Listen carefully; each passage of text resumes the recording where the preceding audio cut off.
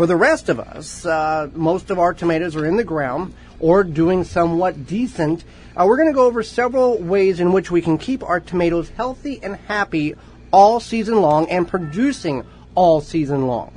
Correct. So one thing you want to do, and this is kind of Joey's task in the garden, is to trim around the base of the tomato plants.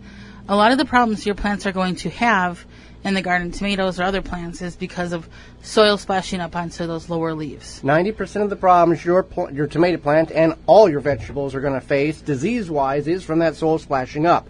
So we want it on tomatoes. We're going to want to trim the bottom 6 to 8 inches. We'll also, the important portion of this to reduce the amount of splash up on the plant is to? It's to mulch. So you can mulch around the base of your plants. You can mulch your whole entire garden. We mulch our whole garden. What is good mulch that we can use? So you can use, if you still have leaves from fall, somehow miraculously, then you can use those. You can use straw. You can use pine needles, and pine needles will not make your soil acidic. That's a myth. They do take a while to break down, so if you're going to work them in the soil at the end of the year, keep in mind that there will be some large particles that are in the soil, but it won't affect anything as the compostable process takes on over the winter and next spring. Right. So the pine needles, you can use weed-free, and chemical-free dry grass clippings. So if you or someone else comes and sprays some stuff on your lawn, don't use those grass clippings. If you don't spray on your lawn, use those grass clippings. Make sure you let them dry first, because they can mold and get disgusting. So you can use that, and then you could also use shredded paper. Yeah, we've used shredded paper. Cardboard. Shredded paper in a number of our applications. It works very well. You can find that on our social media platforms. It looks a little different, but it's amazing. We've got onions planted in our 2 foot by 4 foot by 12 inch high root maker raised bed, and it's elevated, and it's in a very hot portion of the garden. And traditionally, that bed gets very, very dry very, very quickly because of the evaporation, because we got good compost in there. But with the application of shredded paper on top of that bed around the onions, the soil is very, very moist underneath. I was looking at it yesterday, and it's amazing how much moisture is retained by just a few small layers of shredded paper on that raised bed from Root Maker. Right. So that's one, is definitely mulching. But prior to the mulching, let's talk about the application of a product in which can reduce early blight that all of our soil has in it. Okay, so this magical product, a lot of people think this is weird, but you use whole grain yellow cornmeal, and you put it on the base of your plants. At the time of planting, you can do it right now, midway through the season. So you want to do it like right now if you haven't done it, and then, I don't know, mid to end of July. Halfway through your growing season. Halfway through your growing season if you're in the upper Midwest. And what this does is it helps prevent that early blight. There's a lot of things in your soil. Early blight is one of them. And this has a beneficial fungi called trichoderma, and it helps combat that early blight. So, again, it's whole grain yellow cornmeal. So not the El Cheapo stuff. You bought on sale. You bought on sale. Not the blue box. You want to get the name brand whole grain yellow cornmeal. And it's a very unique, if you've got mulch down already, you can pull a little bit of that mulch away, sprinkle it around the base of your growing existing tomato plants right now, and then put that mulch back on. You can water it. It's not going to affect the properties in which the whole grain cornmeal utilizes or fights against that early blight. And again, you might think that's a silly application. We've been doing this particular practice for 5 years now, and we always get several people a year come up to us and go, I thought it was crazy, but I used it, and it was the best tomato crop I ever did have. Since we've been using that particular method, the end of the season, the tomato plants are as green and lush as they were in June and July, because the early blight hasn't progressively worked up the plant and killed the leaves, and then you have a dead plant with a bunch of fruit hanging off of it. And that is in combination with the mulch and the trimming of the lower leaves. All three of those, the whole grain cornmeal, the mulch, and then consistently trimming the bottom of the leaves, will greatly increase the health and the longevity of your tomato plant, no matter where you're at in the country or the world. A healthy tomato plant can focus on fruit production rather than sustaining life and fighting off diseases and other problems that it may have on the plant. So that goes along with watering consistently.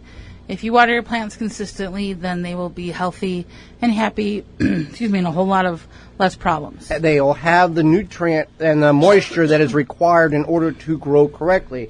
Just like you trying to go through the whole day or 2 days or 4 days without any moisture whatsoever, you're going to be a very unhappy and maybe dead person. The plants can have that same type of life as well if you do not water consistency. In addition to water consistency, keeping that soil moist at the root zone in a damp sponge consistency allows the plant to pick up all the nutrient minerals and micro minerals and macro minerals that it needs in order to properly develop the fruit.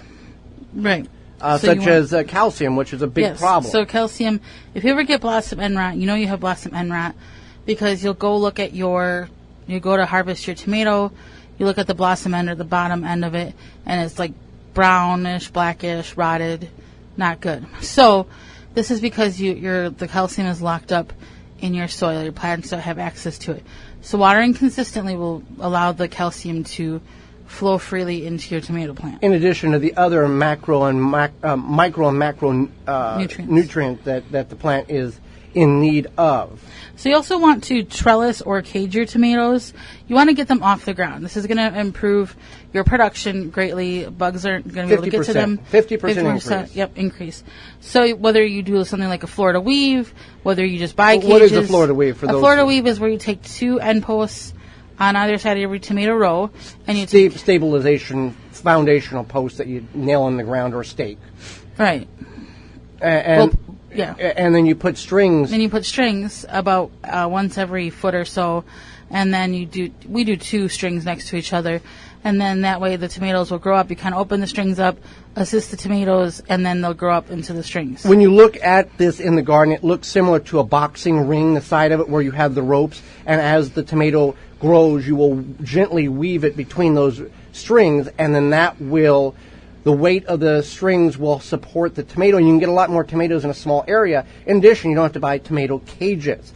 So it will increase your production by 50% because we tried this by just not trellising them at all, not caging them. And they were on the ground. By the time they were ripe, they had a lot of stuff that was eaten by slugs and they were just rotten. All sorts of stuff and rotten. So yeah, you want to harvest your tomatoes frequently. So plants, I guess if they have a thought process, the plant thought process is to reproduce. I don't care, nobody's eating me. I need to produce seeds for the next generation. That's all they care about. So if you harvest frequently, they're going to continue to put on more fruit for you.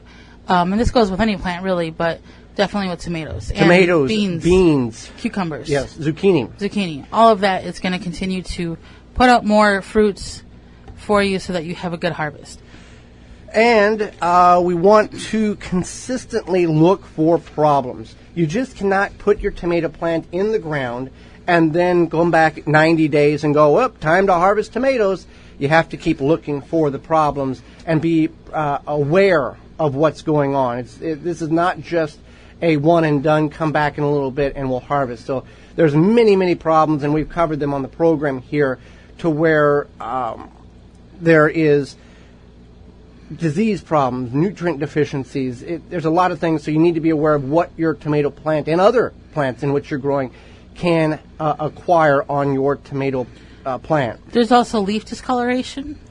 So if you have a plant that looks yellowing leaves, curling leaves, purpling leaves, these could all be signs of lack of nutrients in your soil, possible chemical drift.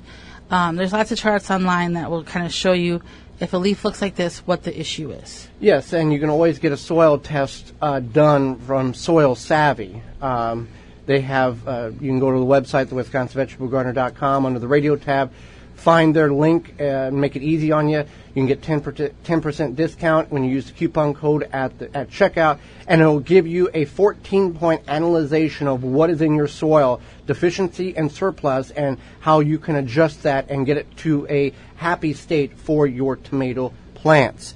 So that is just some of the ways in which you can get your tomato plants healthy keep them healthy all summer long. For more information, please visit thewisconsinvegetablegardener.com.